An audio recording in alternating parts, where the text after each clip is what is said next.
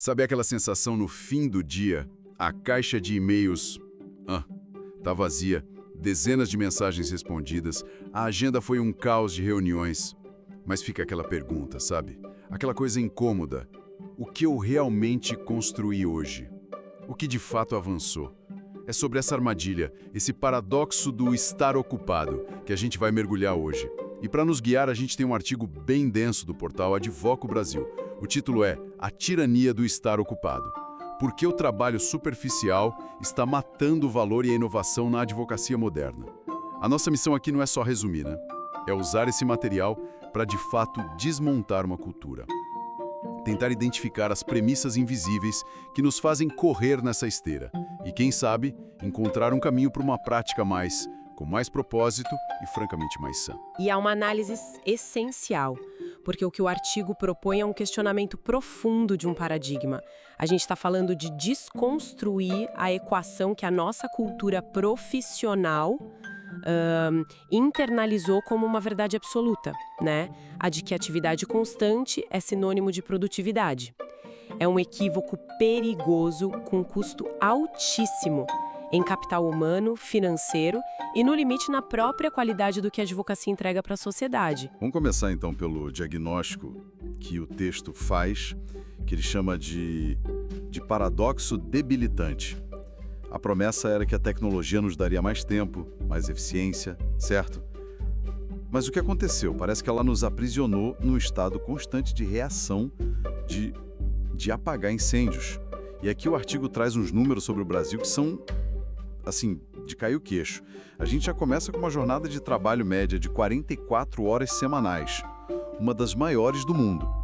Aí você soma isso a tal da nomofobia, o medo de ficar sem o celular, que já atinge 21% dos adultos. E o mais bizarro para mim foi o toque fantasma. Um estudo que eles citam mostra que 68% das pessoas sentem o celular vibrar no bolso quando ele está completamente parado. Isso mostra o quanto o nosso cérebro já foi hackeado, né, por essa necessidade de estar alerta. O que é fascinante é que esses não são sintomas isolados. O artigo conecta todos eles a um conceito central: infoxicação. É uma overdose de informação que pulveriza nossa atenção e, com isso, sabota a capacidade de concentração profunda. E é exatamente essa capacidade que sustenta o raciocínio jurídico complexo, a criação de uma tese inovadora, sabe? E isso nos leva à primeira premissa oculta que o material ataca, assim, violentamente. A crença de que estar disponível o tempo todo, respondendo a tudo imediatamente, é um sinal de competência. O artigo vira essa lógica de cabeça para baixo. Ele sugere que, na verdade, isso pode ser um sintoma de desorganização estratégica. E para expor essa armadilha da pseudoprodutividade, o texto propõe uma distinção que é um verdadeiro divisor de águas. A diferença entre trabalho focado e trabalho superficial. Entender isso, de verdade, muda a forma como a gente enxerga o nosso dia. O trabalho focado, ou deep work, é definido como aquele que a gente faz em estado de concentração máxima, sem nenhuma distração. É quando a gente leva o cérebro ao limite para criar algo novo, para resolver um problema complexo. É o que gera valor real, o que nos torna profissionais melhores. E do outro lado, tem o trabalho superficial, que é o conjunto de tarefas de baixa exigência cognitiva, sabe? Responder e-mails logísticos, agendar reuniões, preencher relatórios. Coisas que fazemos com a atenção dividida, que são fáceis de replicar e que, no fim das contas, não agregam um valor duradouro. E aqui o artigo faz uma pergunta crucial. Se o trabalho superficial gera pouco valor, por que a gente é tão viciado nele? A análise é muito precisa. Primeiro, ele é cognitivamente mais fácil, exige menos energia do cérebro. Segundo, ele nos dá vitórias rápidas. Cada e-mail respondido libera uma pequena dose de dopamina, criando aquela sensação de dever cumprido que é viciante, né? E terceiro, e talvez o mais perigoso, ele é visível. Uma agenda lotada, uma caixa de entrada zerada, tudo isso cria uma performance de produtividade para os outros e para nós mesmos. O texto, então, resume essa dinâmica com uma frase que é quase um soco no estômago. Você não fica melhor em responder e-mails. Parece óbvio, né? Mas para pensar no que isso realmente significa, A habilidade que muitos de nós passamos horas por dia praticando, ela não desenvolve nenhuma competência real. É o equivalente a passar o dia inteiro correndo no mesmo lugar. Muito suor, nenhuma distância percorrida. E isso me faz pensar, não existe também um fator de pressão externa aqui? Quero dizer, se um sócio sênior mede a produtividade de um associado pelo número de e-mails que ele responde por hora, como esse profissional júnior pode simplesmente ignorar isso e se trancar para fazer trabalho focado? O artigo aborda essa dinâmica de poder na cultura dos escritórios? Aborda, e de forma central. Essa é a lacuna estratégica que muitas iniciativas de bem-estar ignoram. Não adianta oferecer aulas de yoga se a métrica de avaliação continua sendo a velocidade de resposta a um e-mail às 10 da noite. O artigo argumenta que a mudança não pode ser só individual, ela precisa ser sistêmica e vir de cima. Mas antes de chegarmos nas soluções, a gente precisa entender o custo real de não mudar. E ele é assustador. E como toda corrida na esteira, uma hora o corpo cansa. O artigo mostra que o custo dessa exaustão não é uma metáfora. Ele é real e mensurável, tanto no nosso cérebro quanto no bolso das empresas. A fonte fala do impacto neurológico da economia da atenção. A falta de esforço focado impede o desenvolvimento de habilidades de verdade. O texto explica que a gente não estimula a mielinização. Pense nisso como isolar um fio elétrico. O foco cria uma espécie de capa em volta dos nossos circuitos neurais, tornando o sinal mais rápido e sem interferências. Sem foco, nossos fios ficam expostos e a comunicação neural é lenta e ineficiente. O Brasil é o segundo país do mundo em casos de burnout. Cerca de 1/3 dos trabalhadores brasileiros sofre de transtornos mentais severos. E o custo financeiro disso para as empresas é estimado em quase 400 bilhões de reais por ano. É um número, assim, astronômico. Mas tem um custo oculto que o artigo aponta e que eu considero ainda mais devastador, especialmente para o direito. A distração crônica corrói a empatia. A capacidade de se colocar no lugar do outro, de sentir compaixão, de entender as nuances de uma situação humana. Tudo isso emerge de processos neurais mais lentos, que exigem reflexão. O modo reativo, pulando de notificação em notificação, é inimigo do pensamento estratégico e também das nossas emoções mais nobres. Um advogado sem empatia é apenas um técnico. Isso é extremamente sério e muda a perspectiva, né?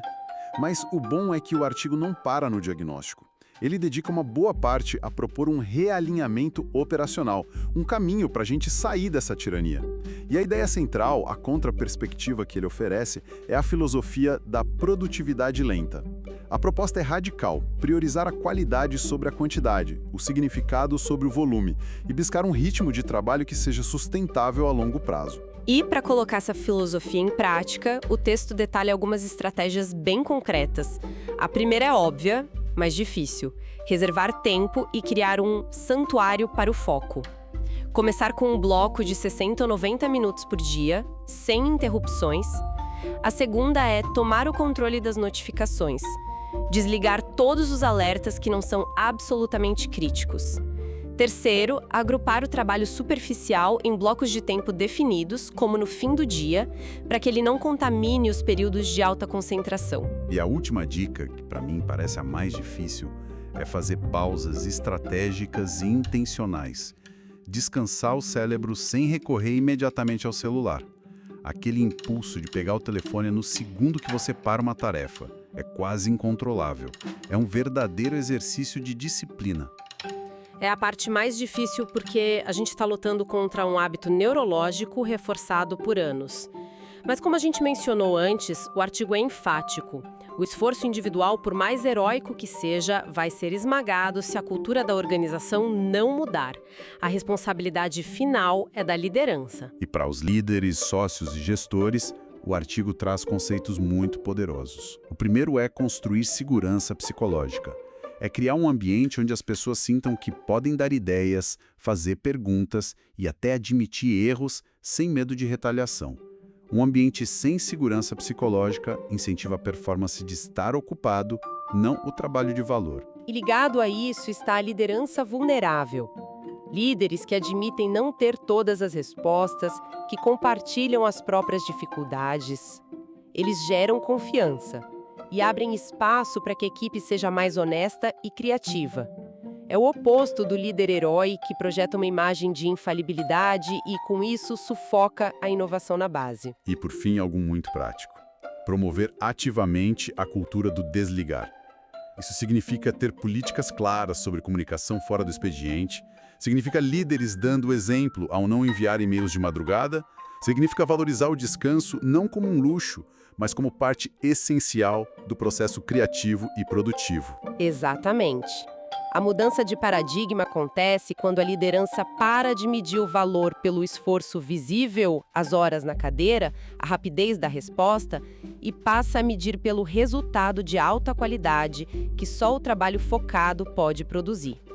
É redesenhar o ambiente para que o foco seja a norma e não a exceção. Então, fazendo uma breve recapitulação, a gente partiu daquela queixa tão comum do "estou sempre ocupado". E, usando o artigo como guia, desconstruímos essa tirania. Vimos as falsas premissas por trás dela, como a de que atividade é igual a produtividade, e expusemos o custo altíssimo que pagamos por essa ilusão. E, mais importante, exploramos um roteiro para reconstrução, tanto individual quanto organizacional. E, para fechar essa nossa análise, uma citação do artigo que resume perfeitamente a jornada proposta. A advocacia do futuro pertencerá àqueles que tiverem a coragem de se desconectar para se aprofundar. Essa frase é a síntese perfeita. Na economia do conhecimento, e a advocacia é a vanguarda disso, a capacidade de se concentrar profundamente deixou de ser apenas uma habilidade.